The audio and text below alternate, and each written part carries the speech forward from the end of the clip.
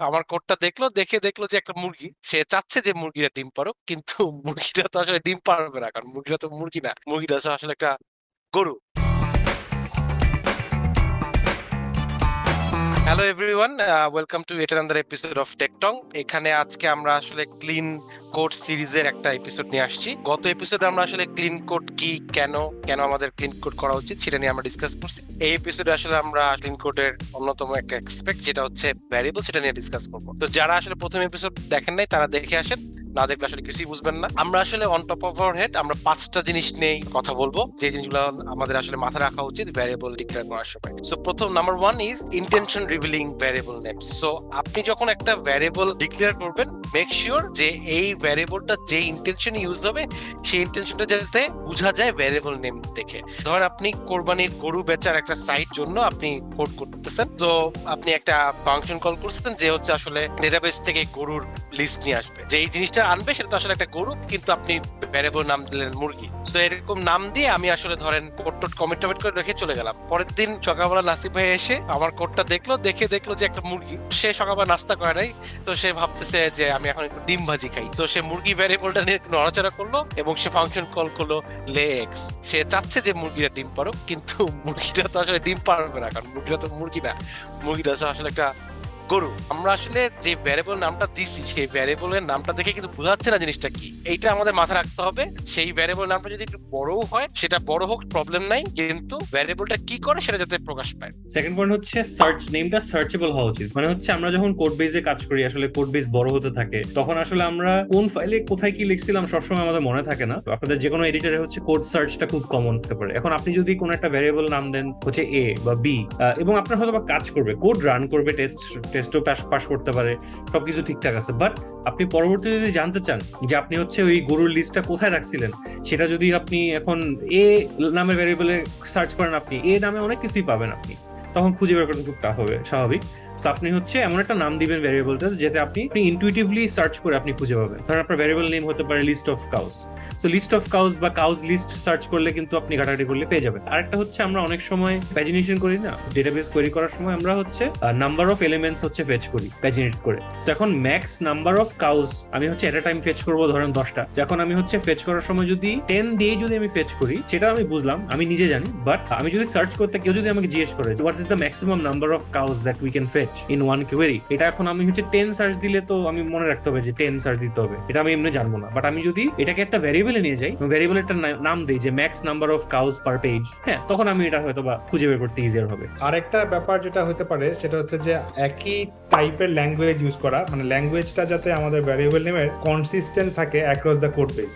Suppose আমাদের একটা banking software আছে, সেখানে আমরা বিভিন্ন ধরনের ইউজার নিয়ে কাজ করি। সো একই এন্টিটি, আমি কোন একটা ক্লাসে ওকে বলতেছি ইউজার, আরেকটা ক্লাসে ওই একই টাইপের এন্টিটিকে আমি বলতেছি যে কাস্টমার, এবং অন্য আরেকটা ক্লাসে হয়তো আমি অন্য কিছু বলতেছি বা পার্সন বা ক্লায়েন্ট, কিন্তু আসলে সবগুলো জিনিস কিন্তু একই মিন করে। আমার এই কোড বেসে যদি অন্য কেউ ওখানে এসে কোড করতে যায়, সে একটা ক্লাসে দেখলো কাস্টমার, আরেকটা ক্লাসে যখন দেখতেছে যে একটা নাম হচ্ছে ইউজার, তখন কিন্তু সে বুঝতে পারছে যে এই ইউজারটা কি আগেরটার সাথে রিলেটেড কি রিলেটেড না, কি আছে না আছে, তো সেটা কিন্তু বুঝতে পারবে না। বাট আমি যদি আমার অ্যাক্রস দ্য কোড বেস এই কনসিস্টেন্সিটা মেনটেন করি, যে আমার একই টাইপের এন্টিটি সবসময় একই নাম, তাহলে কিন্তু যে কেউ এসে করতে, আচ্ছা আমি কাস্টমার এইটাতে আমি আগে কাজ করছি, ওর এই জিনিসগুলো আছে, এই লিস্টের মধ্যে এইগুলো থাকে, আমি এগুলো করতে পারবো। তো তখন হচ্ছে কিন্তু কাজটা অনেক সহজ হয়ে যায় এবং কোডটা অনেক ক্লিন হয়। সো এটা একটা ইম্পর্টেন্ট জিনিস যে একই টাইপের ভোকাবুলারি আসলে ইউজ করা অ্যাক্রস দ্য কোড বেস। আচ্ছা, নেক্সট পয়েন্ট যেটা বলা যেতে পারে হচ্ছে মেন্টাল ম্যাপিং। আচ্ছা, ধরেন আমরা মানে মানে মেইন এসেন্সটা হচ্ছে কি, আমরা যখন কোড করি কিছু একটা, সেটা হচ্ছে আমরা অনেক অ্যাসাম্পশন নিয়ে কোড করতে পারি। যাই আমরা কোড করতেছি সেটা ইন্টেনশনটা যাতে আমরা মাথায় রেখে না দিই,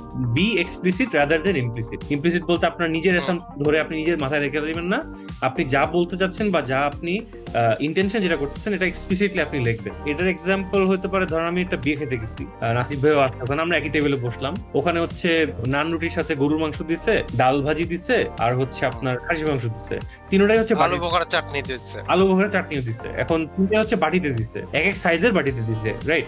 এখন আমি নাসিফ ভাইকে বললাম যে ভাই আমাকে বাটিটা দেন। সো নাসিফ ভাই ন্যাচারালি কনফিউজ হয়ে যাবে যে কোন বাটিটা দিবে। বাটি কয়েক রকম আছে, কয়েক সাইজের আছে, কয়েকটা জিনিস আছে, মানে there is no point in naming the name get বাটি, রাইট? গেট বাটি কল করলে উনি কনফিউজ হয়ে যাবে।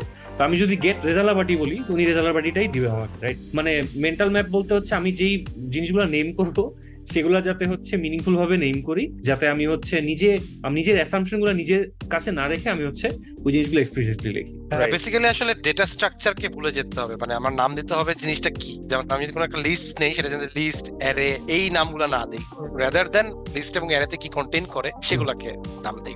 পরবর্তীতে হয়তো আমরা কোনো সময় একটা এপিসোড করতে পারি ডোমেইন ড্রিভেন ডিজাইন কনসেপ্টটা নিয়ে। তো আমরা অনেক কিছু যেগুলো বলছি হচ্ছে কাইন্ড অফ সিমিলার, যে একই ডোমেইনের মানে যাই করবেন না কেন ডোমেইনের মধ্যে আপনি কাজ করবেন। যেটা বললো আর কি মেইনলি সাব্বির বললো যে rather than be explicit instead of implicit. So explicit হতে যায় খুব বেশি এক্সপ্লিসিট আবার হয়ে যাওয়া যাবে না, এটা একটা সমস্যা, যে ওকে আমি বুঝায় ছাড়বো যে আমার এই জিনিসটা কি। আমাদের কিন্তু ন্যাচারাল একটা টেন্ডেন্সি আছে আমাদের বাঙালি, যে আমরা একই জিনিস অনেক ভাবে বলি। একটা পেশেন্ট দেখতে যাবো হসপিটালে, কিছু ফল ফ্রুট নিয়ে যাওয়া উচিত। ফল এবং ফ্রুট, ফলও না যে হয়ে যাবে কিন্তু তারপরে তাড়াতাড়ি যাওয়া উচিত, মানে দেরি হয়ে যাবে, দেরি করলেই লেট হয়ে যাবে, মানে রিডান্ডেন্সি। সো মানে এই যে ওভার ইউজ অফ কনটেক্সট এবং বেশি এক্সপ্লিসিট, সেটাও আসলে খুব একটা ভালো না। সো একটা এক্সাম্পল হতে পারে, যেমন আমরা যেটা বলছিলাম যে একটা ব্যাংকিং সফটওয়্যারে আমার হয়তো একটা ইউজার ক্লাস আছে। সো হয়তো ক্লাসের নাম হচ্ছে কাস্টমার। সো ক্লাসে কিছু প্রপার্টি থাকবে, কাস্টমার তো নাম থাকে স্বাভাবিক। তোমার মধ্যে প্রপার্টি লিখলাম মনে করো আবার কাস্টমার নেম, এবং প্রপার্টি নাম হচ্ছে কাস্টমার অ্যাড্রেস। সো কাস্টমারের মধ্যে নিশ্চয়ই মানে অন্য কারোর নেম অ্যাড্রেস থাকবে না, রাইট?